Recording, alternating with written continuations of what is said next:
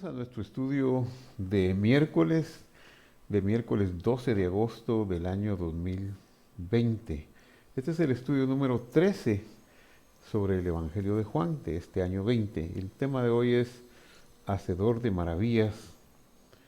Eh, Aquí abajo aparece Osefele, que es en hebreo el nombre Hacedor de Maravillas. Eso aparece en Éxodo 15, en el Cántico del Mar. Vamos a orar y a pedirle a Dios que nos dé su bendición. Tenemos un estudio bastante eh, bonito y largo, pero con el favor de Dios podremos desarrollarlo todo. Padre que estás en el cielo, en el nombre de Jesús te doy gracias por este miércoles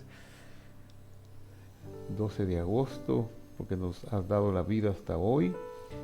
Te damos gracias por todas las cosas que tú nos das y especialmente porque nos da la oportunidad de estudiar tu palabra.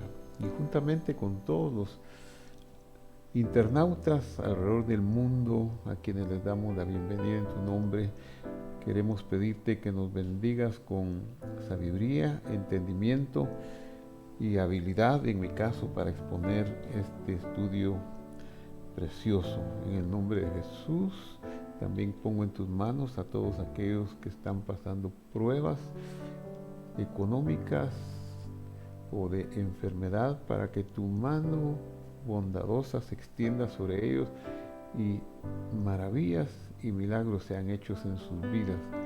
En el nombre de Jesús. Amén. Muy bien, entonces vamos a tener una introducción sobre el tema de la sanidad divina. Vamos a ver ahora el inicio del capítulo 5 de Juan, donde hay la sanidad de un paralítico. Pero quiero introducir el tema de la sanidad divina. En muchas culturas de la antigüedad se creía en la sanidad de los dioses. Los griegos especialmente la conocían o la buscaban y la pregonaban. Los romanos igualmente adoraban a dioses relacionados con los milagros de sanación. Pero los sabios judíos, los sabios del pueblo de Dios, basados en la revelación divina y en el pensamiento monoteísta, esto presentó para ellos un problema teológico. ¿Cómo explicar una sanación divina en un culto pagano? Los dioses paganos son capaces de sanar, son reales sus sanidades, y eso era un debate muy grande entre los estudiosos de la palabra de Dios.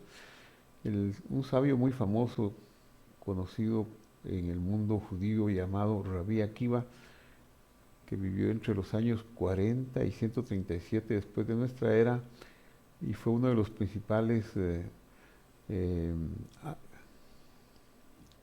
contribuyentes a la formación de la escritura de la tradición oral, la Mishnah.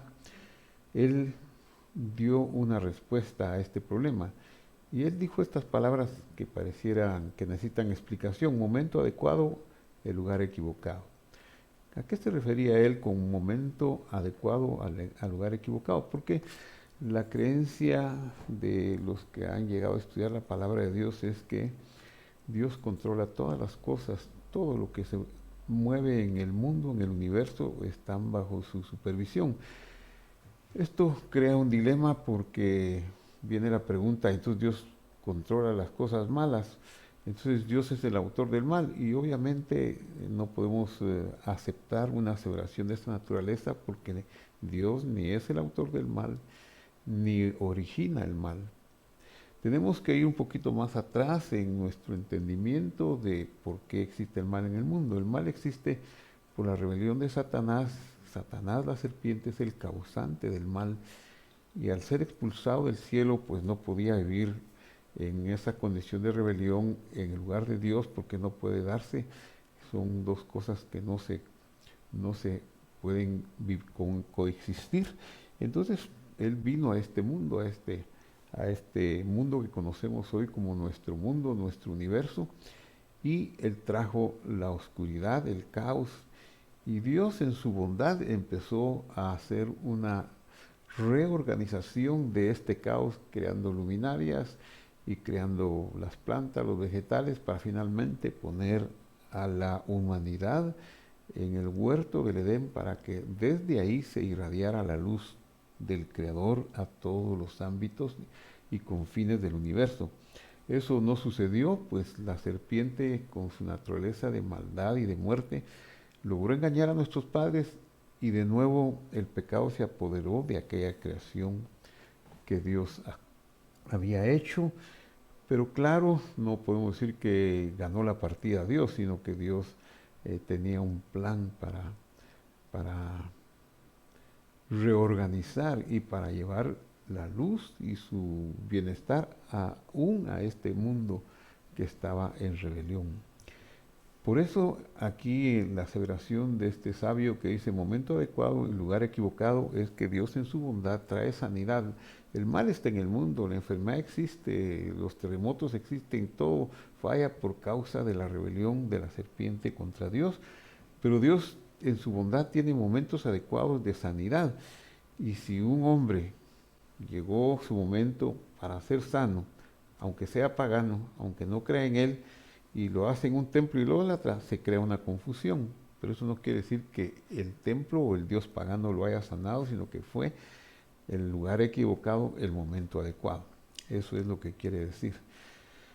Por eso se sigue diciendo, y leo aquí, si el hecho de que coincide con una visita a un santuario pagano, eso no quiere decir que la deidad pagana es real y que pueda curar a la gente.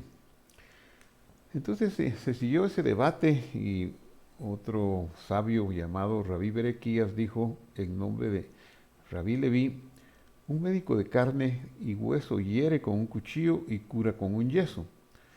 Pero el santo, bendito sea, refiriéndose a Dios, cura con la misma causa con que hiere, como se dice, mas yo haré venir sanidad a ti y te sanaré de tus heridas. Eso está en Jeremías capítulo 30, versículo 17. Y el comentario de este sabio está en un midrash conocido como Leviticus Rabbah 18:5. Entonces, según los antiguos sabios de Israel, Dios no es como un médico humano que hiere con un cuchillo y luego usa vendajes. Las heridas y la sanidad de Dios vienen por los mismos medios. De tus heridas significa que a partir de tu herida, lo que está resaltando R. Berequías es que el poder de Dios se manifiesta en la regeneración, incluso en un caso extremo como la muerte, el caso de Lázaro.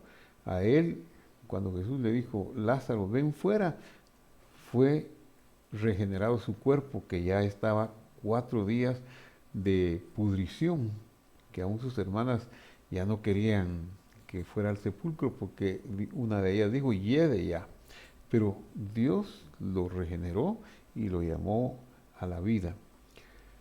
R. Nehemías dijo, ellos, la gente que vio que deben actuar como testigos para que el pueblo después diga, a ti había fuentes ahí de sanidad y tu vara que hirió el río, ahora se va a referir a un caso en la Biblia.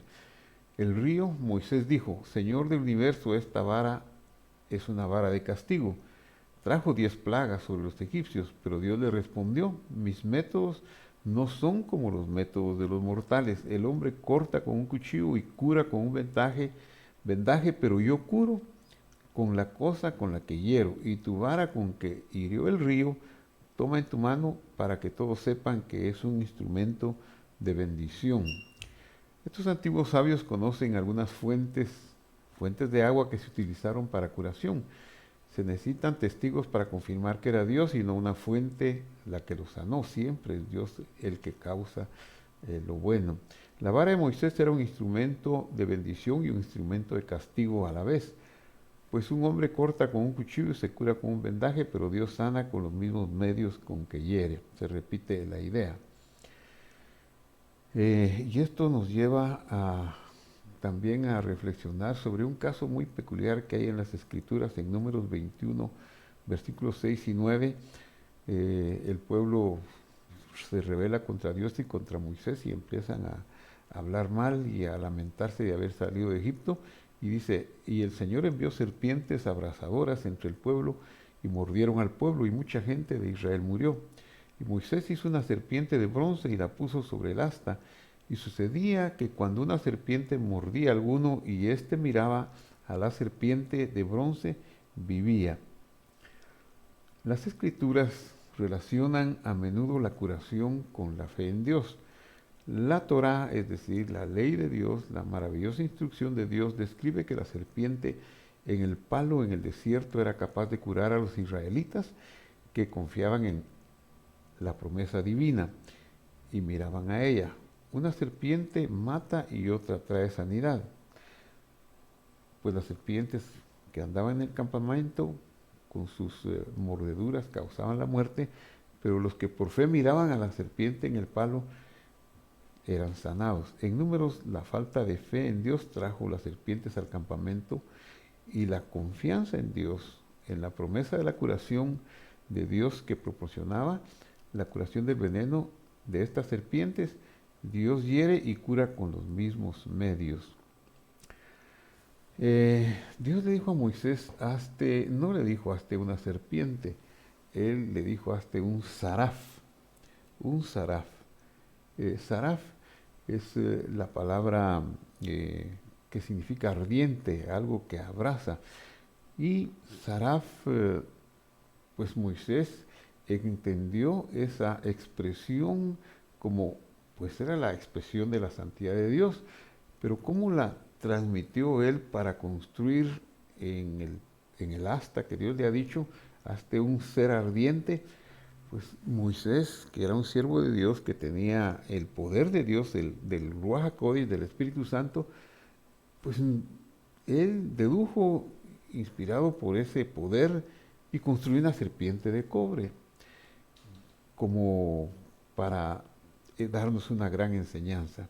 Y la enseñanza es impresionante porque el Saraf es el nombre de los seres que están delante del trono de Dios, según Isaías, el profeta Isaías 6, 1 y 2, que decían todos los días, Kadosh, Kadosh, Kadosh, Adonai Tsebaot, Santo, Santo, Santo, el Señor de los ejércitos. También se llaman Saraf estos seres, Saraf, que están delante del trono. Y entonces podemos decir que un Saraf es la expresión de la santidad de Dios. Una serpiente que en hebreo se dice Nahash, que viene de Nehoshet, un Nahash, y Moisés hace una serpiente Nahash de cobre que es Nehoshet, y entonces sale la serpiente de cobre. Lo curioso es que aquí hay una conjunción de ideas y de revelación que es maravillosa, porque la palabra Nahash en hebreo es una palabra que significa serpiente y que sus valores numéricos, el valor numérico de la palabra Nahash, las tres letras de la palabra Nahash, que es una Nun, una Het y una Shin, vale 358 porque la Nun vale 50, la Het vale 8, tenemos 58 y la Shin vale 300. Entonces esta palabra serpiente vale 358. Pero interesantísimamente y curiosamente, una palabra, y eso es lo maravilloso de la gematria en el hebreo. Como sabemos, las letras hebreas tienen valores numéricos. Serpiente vale 358, entonces Mashiach, una Mem, vale 40. Una Shin, ya vimos, vale 300. Una Yud vale 10. Y por último va la letra Het, que vale 8. Entonces 300 de la Shin, 40, 340 más 10 de la Yud, más 8 nos da 358. Qué curioso y qué interesantísimo que la palabra Mashiach, o sea, en el que posa la unción, el enviado de Dios, el Salvador del mundo, pueda tener el mismo valor numérico de la serpiente. La verdad es que nos está indicando la antítesis de la serpiente, Mashiach. Él vendría en su sacrificio en el madero del Calvario. Él atraería toda la enfermedad, todos los males del mundo, los atraería hacia sí, y en la cruz del Calvario Él haría la cancelación del acta que nos era contraria. De esa manera pudo traer la salvación del mundo, la sanidad completa, la sanidad buena. Así que nadie subió al cielo, le dijo Juan, el Señor Jesús a Nicodemo en el Evangelio de Juan 13:15. Nadie ha subido al cielo sino el que bajó del cielo, es decir, el Hijo del Hombre. El Hijo del Hombre, aquí tenemos que ver nosotros que no es una alusión como pudiéramos pensar algo como es un hijo de entre nosotros. No, el Hijo del Hombre en hebreo, Bar Enash en arameo, o Ben Elohim, Ben Adam en hebreo. La palabra Ben, hijo, significa tres cosas. Una es discípulo, otra es heredero y otra es portador. En realidad, para el Señor Jesús no se adecua ni heredero ni discípulo, pero sí portador. ¿Portador de qué? De los atributos de Dios, porque Adán es un nombre místico y un nombre teológico, Adán Kadmón, dado a la deidad, al mismo Dios desde los orígenes, aún antes de la creación. Por lo tanto, Ben Adán es el portador, el Señor Jesús es el portador de los atributos del amor entrañable, del poder de la sanidad.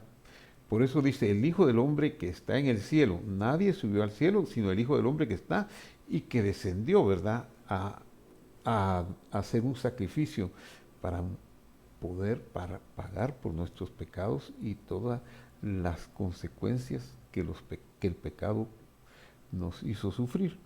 Entonces sigue diciendo, y cómo Moisés levantó la serpiente en el desierto, así es necesario que sea levantado el Hijo del Hombre, para que todo aquel que en él crea no se pierda, mas tenga vida eterna. Eso es lo maravilloso. Entonces el Evangelio de Juan usa la imagen de la serpiente de Moisés en el desierto, conectándolo con el sacrificio del Calvario. En ambos casos la curación se produce como un acto de fe. En el desierto la serpiente de bronce trajo una curación física, salvando al pueblo de una muerte segura. La muerte del Señor, del ungido, del Mashiach o Cristo, salva a las personas de una muerte eterna. En Juan el concepto de Ben Adam o Hijo del Hombre, que se usa también en el libro de Enoc, en Esdras y en Daniel, Hijo de Dios, se entremezclan en una sola imagen atribuida a Jesús como el Mesías. La serpiente debe ser considerada o es considerada en el mundo como el dador de la vida, de la salud y de la fertilidad en el mundo antiguo. Muchos adoran a la serpiente de una manera extraña, como el agua es lo que ha traído las ciudades y las civilizaciones, pues aún a los ríos, que son una fuente de, de vida en los países, se les dice serpentean, tienen una forma de serpiente porque ellos van por la gravedad buscando el camino más adecuado para ir al mar y desembocar en el mar, y hacen un zigzagueo en su curso, y por eso pues le dieron el nombre de serpentean, originado en la serpiente. Eso es interesante. Pero en la palabra de Dios, la serpiente es descrito como el ser responsable de la enfermedad y del pecado. Nosotros no podemos ni adorar a la serpiente, ni esperar que de la serpiente, ni de sus cosas malas pueda venir algo bueno. Ahora vamos a ir al Evangelio de Juan, que estamos estudiando, capítulo 5, y hablaremos sobre la sanación en el estanque de Betesda, que es muy conocido este pasaje, pero hoy quisiéramos escudriñarlo a fondo. Eh, ¿Qué hay detrás de todo esto? Eh, en esta fotografía de modelo de la Jerusalén de Herodes, que se encuentra en el Museo de Israel, es la reconstrucción. En estos dos edificios estamos viendo la reconstrucción del estanque de Betesda. Se cree por excavaciones arqueológicas que esta era la forma del estanque. En Juan 5 Jesús sana a un hombre en este estanque, pero veamos cómo lo sana. ¿Por qué se reunían en el estanque los enfermos? Porque pensaban que tenía poderes curativos, pero vayamos al texto. Dice Juan 5:1, después de esto se celebraba, es decir, después de lo que relata el capítulo 4 de Juan, se celebraba, Jesús baja de nuevo o sube de nuevo a Jerusalén, de Galilea a Jerusalén, celebraba una fiesta. Algunos manuscritos, y aquí las notas que están entre corchetes, están obtenidas de la versión, la Nueva Biblia de las Américas, y son las notas de esta Biblia. Algunos manuscritos dicen que esta fiesta era la Pascua de los judíos. Jesús subió a Jerusalén.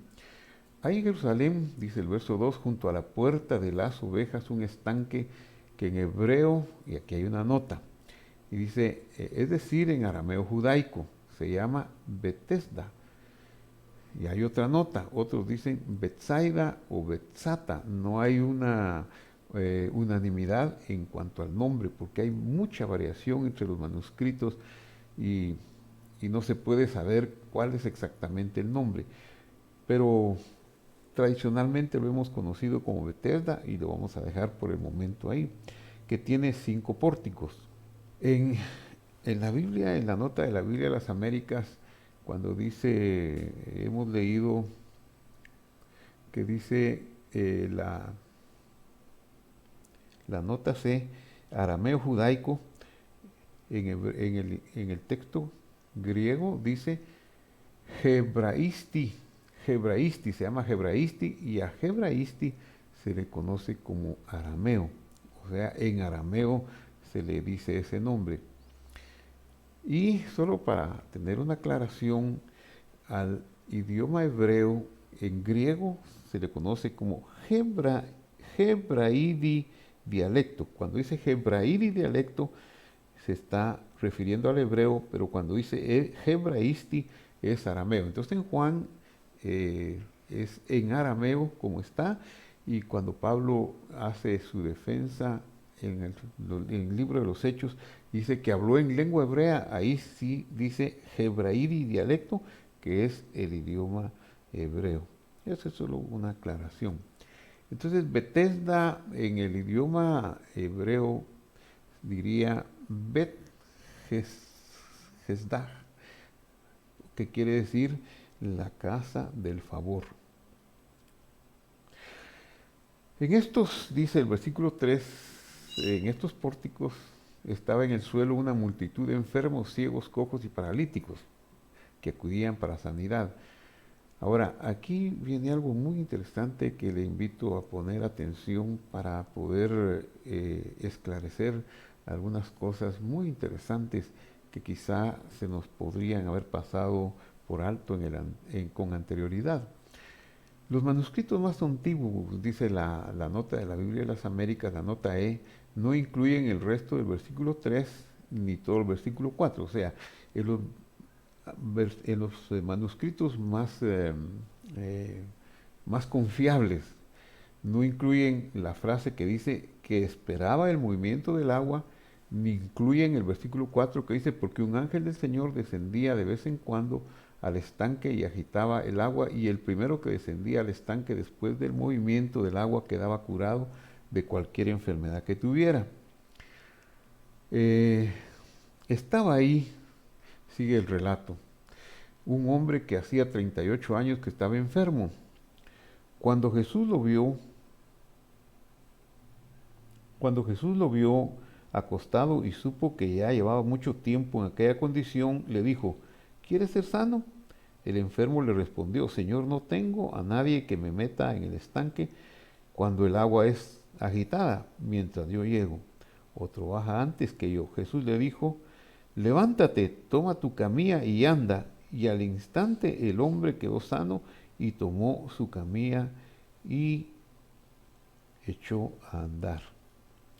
El hombre espera que Jesús simplemente lo ayudara a entrar al agua cuando se movía o cuando llegara el momento adecuado. Pero Jesús decide sanarlo sin necesidad de ir al agua. Ya eso llama la atención, que ¿por qué no usa las aguas de ese estanque? Sino que lo desafía a obedecerle y a hacer algo que no podía hacer desde hace 38 años. En aquel día, sigue diciendo el Evangelio, capítulo 5, ahora versículo 9 final y 10, en aquel día, y aquel día era día de reposo. Por eso los judeanos o los judaítas, es decir, los habitantes de Jerusalén, de la provincia de Judea, decían al que fue sanado, es día de reposo, no te es permitido cargar tu camilla. Pero él le respondió, el mismo que me sanó me dijo, toma tu camilla y anda. Y le preguntaron, ¿quién es el hombre que te dijo, toma tu camilla y anda? Pero el que había sido sanado no sabía quién era, porque Jesús sigilosamente se había apartado de la multitud que estaba en el lugar. Juan 5, 9 al 13. Versículo 14. Después de esto Jesús lo halló en el templo y le dijo, mira, has sido sanado, no peques más para que no te suceda algo peor. Verso 15. El hombre se fue y dijo a los judíos o judaítas, que Jesús era el que lo había sanado. Juan 5, 14 y 15. De acuerdo con Jesús, el hombre estaba enfermo a causa de algún pecado en su vida, porque le dijo,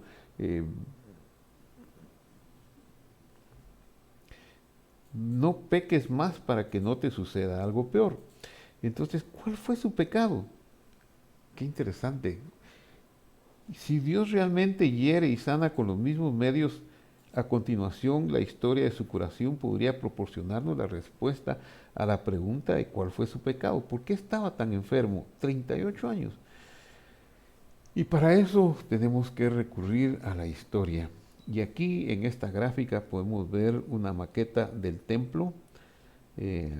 Aquí la estoy señalando. Pero el templo de Jerusalén se le habían hecho unos agregados y una parte moderna para aquel tiempo por Herodes, y se habían hecho unas ampliaciones en la cima de la montaña, como podemos decir que Herodes no solo amplió y embelleció el templo, sino también helenizó Jerusalén, es decir, la paganizó mediante la construcción de una serie de torres. Por ejemplo, ahí a la par del templo, cerca del templo, puso la fortaleza militar Antonia, el teatro romano, el hipódromo, un complejo deportivo romano y muy probablemente también el estanque de Betesda, que está en esta área muy cercana al monte del templo. Aquí tenemos un mapa de la Jerusalén de aquellos tiempos, pero llama la atención que la ciudad de David, la Jerusalén original, está ubicada en esta área que estoy apuntando, que se parece al mapa de la tierra de Israel o al mapa de la Argentina o aún de Chile, que es alargado aquí. Esta es la ciudad de David y el monte del templo está en esta parte superior.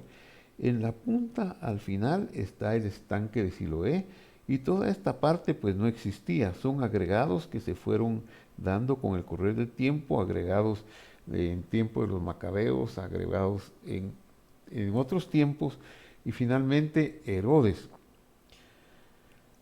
Entonces aquí tenemos en este otro mapa que podemos esclarecer un poquito más para ver que el estanque de Betesda está muy cerca del templo. Esta es la ciudad nueva y esta es la ciudad antigua. El estanque de Siloé viene a estar muy lejos igual tenemos otra distribución. Betesda se construyó cerca de la fortaleza Antonia, junto a la puerta de las ovejas que conducía al templo. El versículo 3 y la parte que dijimos que no estaba en los manuscritos más confiables, dice, y esperaban el movimiento del agua. Eso no está, pero lo voy a leer. Porque un ángel del Señor descendía de vez en cuando al estanque y agitaba el agua, y el primero que descendía al estanque después del movimiento del agua quedaba curado de cualquier enfermedad que tuviera. Ahora, el verso 5 ya está en los mejores manuscritos, en los más confiables, y dice, y estaba ahí un hombre que hacía 38 años que estaba enfermo. ¿Por qué estaba ahí si este era un santuario prácticamente pagano, verdad? Entonces, un estudio bíblico, un estudio cuidadoso de los manuscritos del Nuevo Testamento nos revela que toda la sección entre corchetes de los versículos 3 y 4 no era parte del original. Lo más probable es que sea una adición posterior a Juan del escriba o copiado por sucesivos escribas como si fuese original.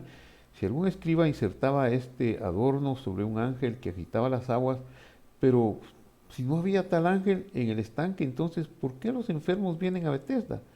Por esto es que el editor inserta al ángel en la historia, ya que no estaba claro por qué. ¿Qué era Betesda? Bueno, tenemos dos opiniones. Una, Betesda podría haber sido una instalación acuática judía asociada con los milagros de curación inusuales en la Jerusalén herodiana. O dos, Betesda podría haber sido un centro acuático helenístico, griego o pagano llamado Aclepión, templo del dios Asclepius. ¿Por qué judíos del siglo I buscarían sanidad divina en Betesda y no en el templo que estaba al lado? Eso llama mucho la atención, si el lugar de oración era el templo y estaba tan cerca. ¿Y por qué no Siloé? Aunque era un poquito más distante, tiene que haber una explicación de por qué no buscaban ni en el templo ni en Siloé. Si Betesda era de hecho un santuario pagano dedicado al dios griego de la medicina llamado Asclepio, entonces el pecado de este hombre judío en el estanque estaría claro. Está buscando sanidad en lugar pagano. Muchas veces nosotros, con tal de salir de un problema y una necesidad, pudiera ser que buscáramos recursos que no son los que no son de Dios, ¿verdad? Nos está prohibido buscar a alguien que no sea Dios, porque no existe otro Dios. Los ídolos son inexistentes. ¿Cómo buscar algo que es inexistente? Y quizá eso nos trae peores consecuencias y peores enfermedades. Tal vez en su incredulidad este hombre buscaba la curación en el dios Asclepio y no en el Dios de Israel. Pero ahora veamos un poquito, este estudio es muy interesante para conocer lo que había en el entorno histórico, no solamente quedarnos con los conceptos que ya hemos manejado. ¿Por qué hay tanta discusión en esos versículo 4 que no aparece en los mejores manuscritos y esa parte final del versículo 3? Entonces, ¿qué era un Asclepión? Un Asclepión era un templo de Asclepio, dios griego de la medicina y de la curación. El Serapis romano, que era un hijo del dios griego Apolo, nieto de Zeus. Las diosas griegas Higia y Panacea son hijas de Asclepio. Entonces parte de la mitología griega, ¿verdad? En el mundo helenístico, Asclepio fue llamado Salvador y se creía que incluso podía dar vida a los muertos. Tan es así que Zeus, el jefe de los dioses del panteón griego, tuvo celos de Asclepio y lo mandó a matar porque si le iba a vaciar el Olimpo si resucitaba a los muertos. Usted sabe que en la mitología griega las pasiones humanas se reflejan en los dioses, ¿verdad? No hay Dios tan grande como nuestro Dios, el Dios de Israel, ¿verdad? Que es puro y que es santo. Continúo. Las serpientes enroscadas alrededor de la vara de Asclepio eran un símbolo clave de la secta Incluso hoy en día uno de los símbolos principales de la medicina moderna es un palo con una serpiente alrededor. A veces lleva dos serpientes. Las leyendas dicen que algunos sacerdotes de Asclepio liberaban serpientes en los estanques de agua y que las personas que entraban al agua después de ellas recibirían curación. Quizá eso es lo que pasaba en este estanque que está descrito en Juan 1, 5:1 en adelante. Entonces, los templos de Asclepio estaban llenos de enfermos y de los típicos estanques destinados al baño y los rituales de curación. Esto encajaría, pero con mucha perfección, con la descripción que da Juan de Betesda. Asclepio era popular. Los romanos estimaban que había alrededor de 400 templos de Asclepio en todo el imperio. En esta imagen podemos observar una muestra de los restos de un estanque sagrado, además del templo de Asclepio en Pérgamo, en la antigua Asia Menor, ahora Turquía. Observe los peldaños. La piscina no era decorativa. Son ejemplos de escritores helenísticos que describen la adoración en el Asclepión y que confirman que las piscinas fueron diseñadas para los rituales de la curación. Esto se obtiene de la Vitruvius de Arquitectura 123, Arístides, Otario 39, 118. En la ciudad de Epidarius no está exenta, y esta ciudad, sigue diciendo la cita, no está exenta de una distinción y en particular a causa de la epifanía de Asclepio, que se cree que puede curar enfermedades de todo tipo y siempre tiene su templo lleno de enfermos, así como de las tablillas votivas en las que el tratamiento se registra, al igual que Cos y Trica. Estamos viendo siempre una cita de esa historia, de esas leyendas. Estrabón fue un escritor romano del siglo I antes de nuestra era, año 64, y nació en el 64 antes de nuestra era y murió en el 21 después de Cristo, quien escribió sobre la geografía y la historia del imperio. Tablillas votivas. La antigua costumbre era hacer tablillas y registrar la gratitud por la sanidad sobre ellas. A veces las réplicas de las partes del cuerpo sanadas fueron hechas como ofrendas votivas y testimonios del poder de la deidad. Vamos a ver ahora en otro pasaje del Evangelio, pero este es de Juan capítulo 9, versículo 1 al 3. Leamos: al pasar Jesús vio a un hombre ciego de nacimiento. Estamos viendo otro pasaje de Juan. Sus discípulos le preguntaron diciendo: Rabí, ¿quién pecó, este o sus padres, para que naciera ciego? Jesús le respondió: ni este pecó ni sus padres, sino que está ciego para que las obras de Dios se manifiesten en él. Jesús sanó a este hombre ciego de Juan 9. En Betesda no usó agua, pero aquí en la sanidad de Juan 9:1 en adelante usó agua. ¿Y cómo lo usó? Usó el agua de Siloé, el agua de la piscina para la curación. Siloé, como vimos en el mapa, estaba mucho más lejos del templo, y Siloé era una piscina que se usaba para los rituales del templo. Eso era sagrado. Entonces, ¿por qué Jesús no usa el agua de Betesda para curar al paralítico? Eso nos dice mucho. Nos dice que lo que hemos estado discutiendo, que podría ser un templo pagano, eso ha de haber sido. Pero Jesús su gracia, su bondad es tan hermosa que fue a ese lugar pagano para sanar a un enfermo y rescatarlo de su error y de su enfermedad, porque ahí no hubiera sido sanado. Bueno, veamos y sigamos leyendo. Él pone el barro en los ojos de este ciego y lo manda a lavárselos en Siloé. ¿Por qué? Por lo que significa Siloé para Jerusalén. Debido a las creencias positivas y rituales sagradas del templo y santidad que se le atribuye. Bueno, Siloé en hebreo es Shiloah, y que quiere decir enviado. Entonces aquí podemos ver de nuevo la localización de Betesda y Siloé. Aquí tenemos el templo. Betesda está cerquísima, pero esta es la parte helenizada de Jerusalén, con el hipódromo, el anfiteatro, la torre militar Antonia y el estanque de Siloé. Esta es una ubicación confirmada arqueológicamente del estanque de Betesda. Y Shiloah o Siloé, una ubicación confirmada, está al sur y está mucho más lejos en el valle. A pesar de que estaba mucho más lejos del complejo del templo, Siloé fue utilizada para fines sagrados y fue agua utilizada para las ceremonias del templo. ¿Por qué? Si Betesda era verdaderamente un centro pagano en tiempos de Jesús, tiene sentido que su agua no fuera utilizada por las autoridades del templo y obviamente tampoco por el Señor.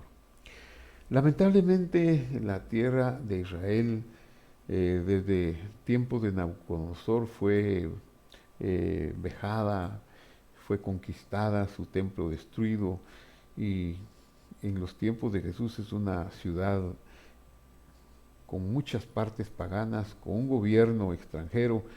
Fue helenizada por los romanos completamente. Los cumraitas, que era una secta que vivía cerca de Jerusalén, a 40 kilómetros hacia el Mar Muerto, en el desierto casi, creían que Jerusalén fue alcanzada y dañada por los helenistas justo antes del siglo I. Ella, dijeron en sus escritos, se ha convertido en habitación para los perversos gentiles. Esto está escrito en un manuscrito encontrado en la cueva número 4 de Qumran, y que se conoce con estas iniciales para identificar. En el siglo II, 100 años después de lo que estamos relatando, de nuestra era, el emperador Adriano utilizaba el estanque de Betesda como el templo de Serapis, versión romana de Asclepio. Ofertas votivas como los mencionados por Estrabón y una entrada decorada con motivos de serpientes fueron encontrados en las excavaciones arqueológicas del lugar. Los cristianos construyeron la iglesia de Santa Ana en el mismo sitio de las escrituras romanas en el siglo V de nuestra era. Piedras de la época romana fueron utilizadas, por lo que el edificio del siglo II ya no sobrevivió. Es muy posible que Betesda, parcialmente intacto, y esté bajo de esta iglesia de Santa Ana hoy, que este fuese un templo pagano. Y continúo. En el Nuevo Testamento se menciona judíos enfermos afligidos ubicados en el patio principal del templo y en sus puertas, pero no se menciona a Betesda en las escrituras sagradas, ¿verdad?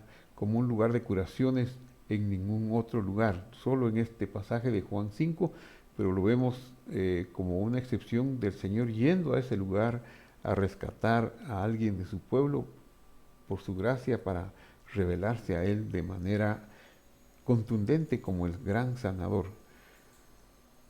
A pesar de la distancia del estanque de Siloé, Betesda no se utilizó como fuente de agua para los rituales del templo. Fue considerado pagano e inapropiado, es lo más posible. Los estanques de curación con escalones que se encuentran en los santuarios de Asclepio se asemejan a las descripciones de Betesda, y los restos arqueológicos de la época de Herodes igualmente. La creencia de que la curación se consigue entrando en aguas del estanque es también un concepto con las prácticas del culto de Asclepio. Pero en la concepción del pueblo de Dios típico, como se ve en la palabra de Dios, en la Torá, en los evangelios y los escritos de los sabios posteriores, la vara de Moisés, la serpiente en el asta, así como los actos de fe, la creencia y la incredulidad y la desconfianza de la gente asociada con el castigo y la curación, la muerte y la vida, nos ayudan a ver la curación relatada en este evangelio. En el evangelio de Juan, la confianza en las palabras de Jesús y la acción misma de ponerse en pie lleva a la curación milagrosa de Betesda. El contexto pagano de Betesda no quita a la historia, sino que muestra la realidad de cuánto se necesitaba el mensaje de misericordia de Jesús en la época herodiana. Muy bien, ha sido una enseñanza maratónica, espero que usted haya tomado algunas capturas de pantalla y si no puede volver a ver este estudio por sus datos tan interesantes, académicos, históricos, cuando lo busque en nuestro canal de YouTube o puede hacerlo también en Facebook, donde estamos transmitiendo al mismo tiempo estos estudios. Quiero darle finalización a este estudio con una oración, aprovechando el tema que hemos hablado, pues haremos una oración y una administración breve por los enfermos. Padre que estás en el cielo, te damos gracias porque tu misericordia es más grande que el mar, más grande que los cielos que podemos imaginar, más grande que la misma vida. Tú eres inmenso en misericordia, tu amor es entrañable y te alabamos, Señor, por eso. Porque aunque en forma equivocada muchas veces te hemos buscado para adorarte o hemos buscado tus favores en lugares inadecuados, a causa de las corrientes que imperan a nuestro alrededor, pero tú que eres grande en misericordia has buscado la forma y enviaste a tu Hijo como Cordero, y está escrito de Él que Él mismo llevó nuestros pecados en su cuerpo sobre el madero, toda clase de desvíos y de pecados, y que eso ocasionó que nosotros fuéramos perdonados, o como dice el escritor sagrado en 1 de Pedro 2:24, muertos a los pecados, pero vivos a la justicia. Y finaliza el versículo 24 diciendo, y por tu llaga fuimos nosotros curados. Hoy vengo a pedirte curación y sanidad por tu llaga, Señor. Y aprovechando el mensaje y la necesidad, quizá haya enfermos de 38 años o de 15 días, quizá estén atormentados por el COVID-19 o por cualquier otra enfermedad.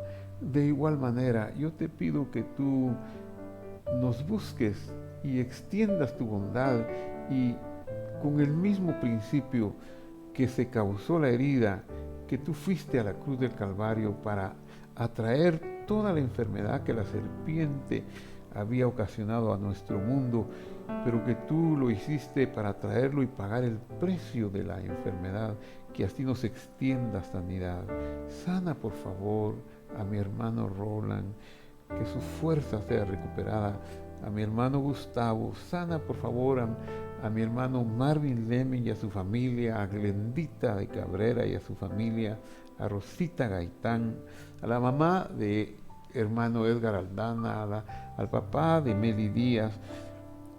Por favor, te ruego que en tu misericordia extiendas tu bondad para sanar a Anita Urbina, a Cecia Urquizú, manteniéndole su vitalidad, su vida y su recuperación continua en su cuerpecito, Señor, de Cecia.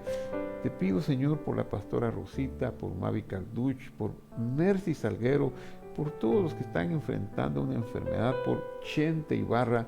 Te ruego consolación y sanidad en la vida de Patti de Ibarra, Señor, Patti Castellanos de Ibarra, porque su madrecita fue llamada a tu presencia en esta semana. También por Lidia, Marta Lidia Gómez, por la partida de su padre, y por todos los que están pasando una angustiosa separación de seres queridos o situaciones angustiosas de enfermedad.